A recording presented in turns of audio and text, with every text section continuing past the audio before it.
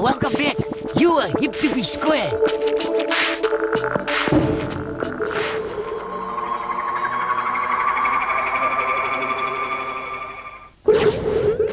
Hey, welcome back, everybody. Phew, this is lots of fun, Charles. You know, coming back to the set and how did he design that, I mean, coming up with a new idea and a new way of doing things is all fine.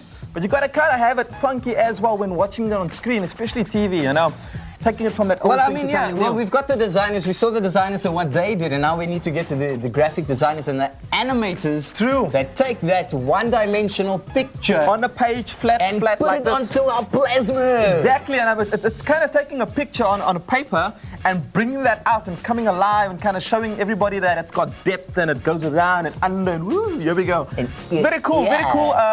Different though to the original guys coming up with the idea and so on. Given the instruction of making it seem cool and making it come alive, I think that's a totally different kind of fun atmosphere. It'll definitely be coming alive, but let's see Tokyo, and the Tokyo are the guys that do it. So we gotta check them out. Chop.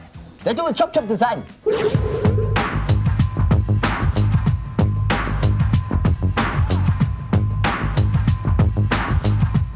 So once we have the brand guideline, we can start creating images. The graphics for our TV show are created by a small company called Tokyo Digital Media Design.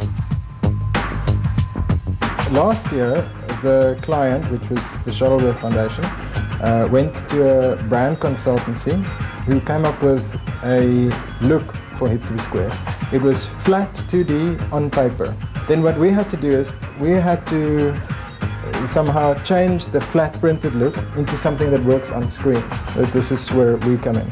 And then what we did is we sat down and we had to come up with different ways to animate the elements and to bring them in so that they would make up the lower thirds and the stings and the intro for the show, incorporating what they had and what they gave us with where it is now and what you see now on the TV.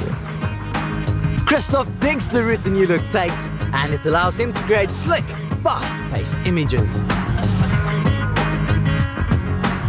The old brand is full of color, whereas the new look is much more simplistic. I really like what they did because they really simplified the elements that we had from the last time and added to it to make a simple, much more sleek, streamlined version of the look.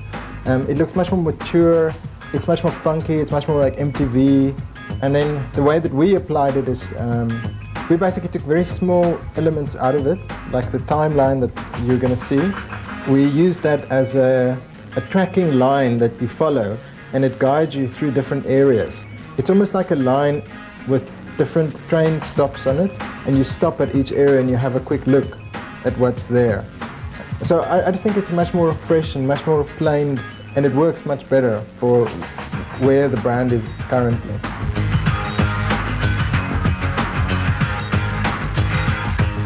For the stuff that we do, there's two areas. There's 2D design and 3D. There's 2D animation and 3D animation. For all photo imaging or picture imaging that we do, we use Photoshop for the flat pictures. For all the animation, we use things like After Effects and Combustion. After Effects is a similar product to Photoshop. It allows you to do 2D animation and do effects for commercials. And then you get the 3D part of it, where we use things like Softimage and 3D Studio Max, which is a 3D environment where you build characters and shapes and you can create anything you want. And then we would then bring it back into After Effects and composite. Composite means to put all the pieces together for the final product. Christoph has a sound philosophy for success in the media industry.